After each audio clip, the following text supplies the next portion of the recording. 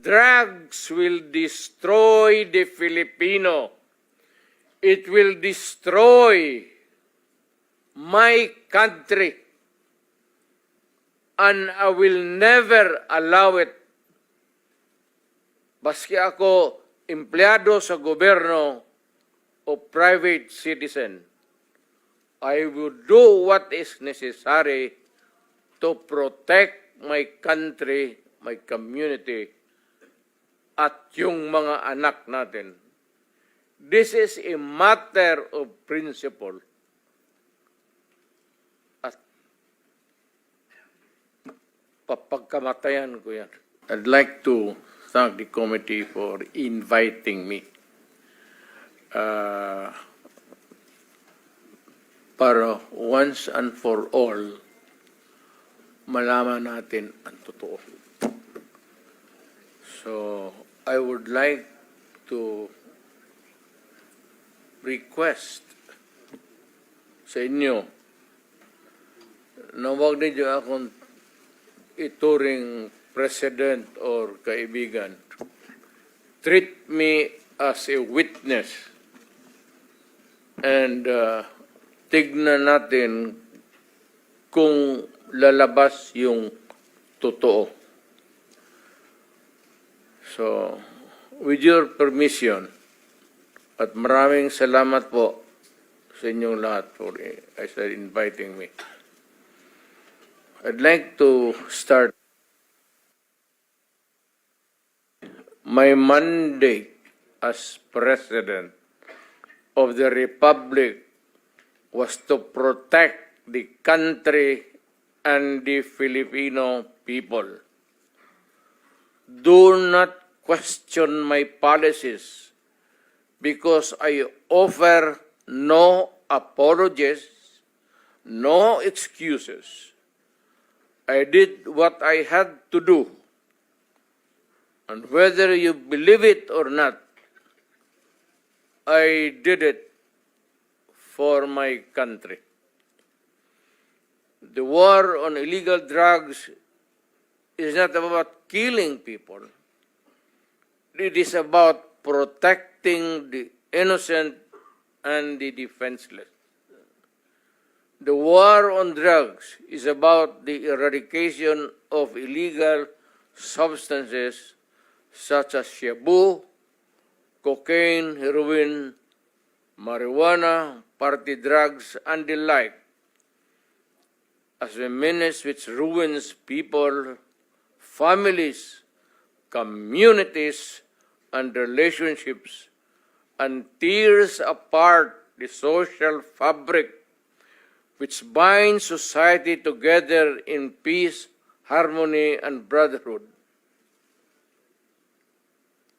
It is not unlike slogans which serves as calls for a better future, such as the war on waste, war on corruption, and war against climate change. I have always viewed people addicted to illegal drugs as victims and patients requiring medical help and not as criminals. That is why when the war on drugs slogan came into being, coined first as a message to the people of Davao City to stay away from illegal drugs, but at the same time, I had a drug rehabilitation facility constructed in Davao City, a city government expense, manned by Davao City government doctors, psychiatrists, nurses, and health workers, among others, to look after the complete rehabilitation of those addicted to illegal drugs. I believe then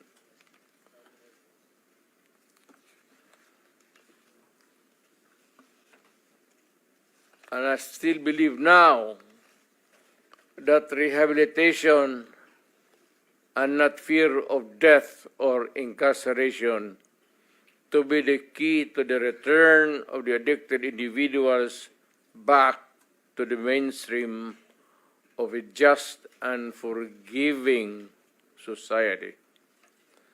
But no mistake about it, I hate drugs. I loathe the purveyors, the merchants, and the pushers of this demonizing element. I have not failed to emphasize this from the very day of the campaign when I ran for the presidency in 2016. This was my covenant with the Filipinos who believed in me. And to this day, must still agree with what in government have achieved. It is unfortunate that drug-related crimes are on the rise again. Every day you can read about children being raped, people getting killed and robbed. And just recently, a drug den was raided within the Malacañang complex. This clearly manifests that the purveyors of this menace are back in business.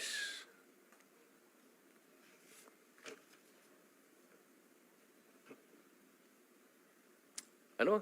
Gawin natin. The Filipinos are anxious and distressed. Self-preservation is still the first law of nature. It is instinct.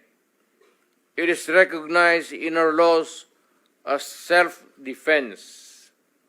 That is why I have always told the police authorities and operatives to be mindful of this basic law of nature. However, I tell them not to abuse their authority and power, and hindi ko talaga pinayagan yung abuso ng pulis o sundalo kailanman sa buong buhay ko and as mayor for so many years and as president. In the guise of protecting themselves. But when your very life is placed at risk, and it can be snuffed out in a matter of seconds, then and only then must you act accordingly.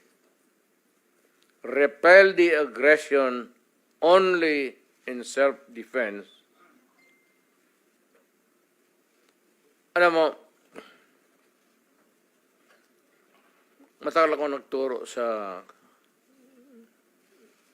aming bayan sa Police Academy. When I was a prosecutor, to augment my income, noon na bago akong kasal, nagturo ako sa police. Ang sinabi ko talaga sa kanila, when you are arresting a criminal, you are not supposed to request him to surrender.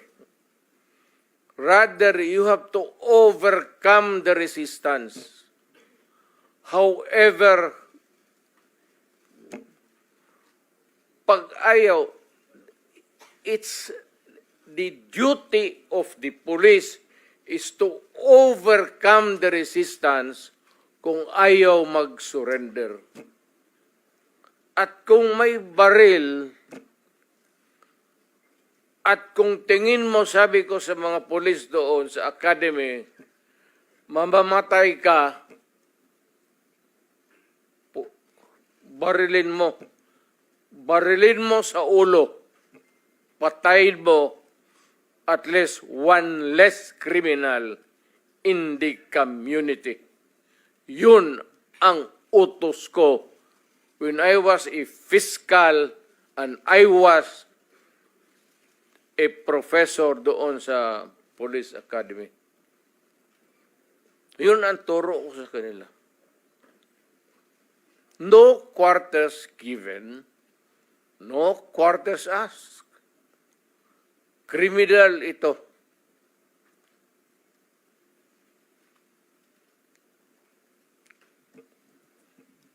Repel the aggression only in self-defense.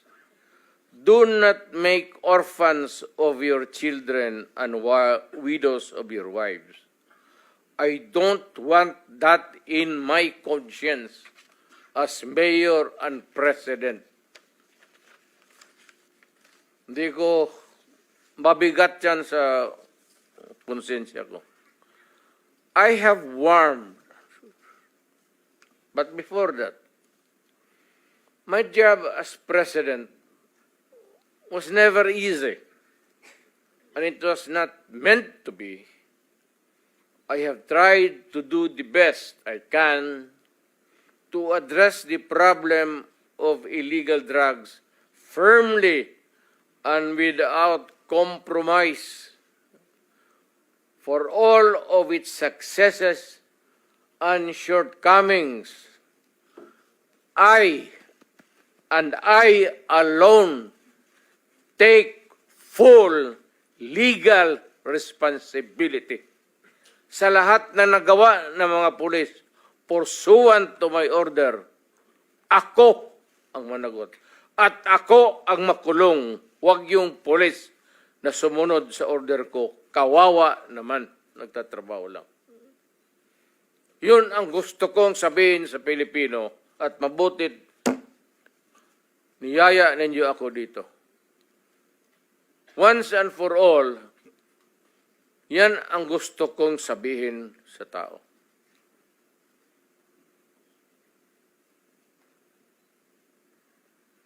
I have warned all of you as your president